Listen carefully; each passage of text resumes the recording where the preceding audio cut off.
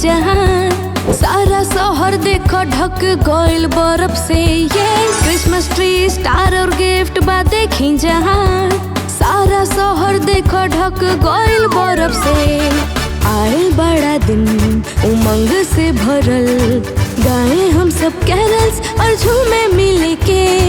दुनिया रोशन बा शांति और उम्मीद से, अगले छोटे जीसस गावो हालेलुया। ये क्रिसमस ट्री स्टार और गिफ्ट बा देखी जहां। सारा शहर देखो ढक गइल बर्फ से, ये क्रिसमस ट्री स्टार और गिफ्ट बा देखी जहां। सारा शहर देखो ढक गइल बर्फ से।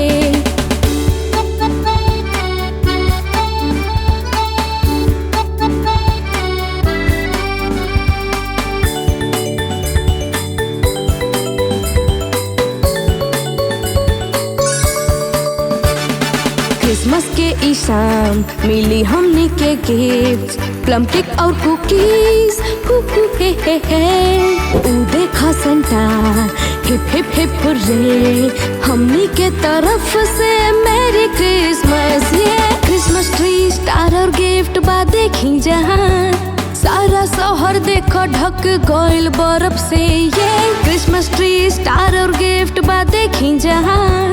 सारा शहर देखो ढक गइल बर्फ से। हो हो हो! मेरी क्रिसमस!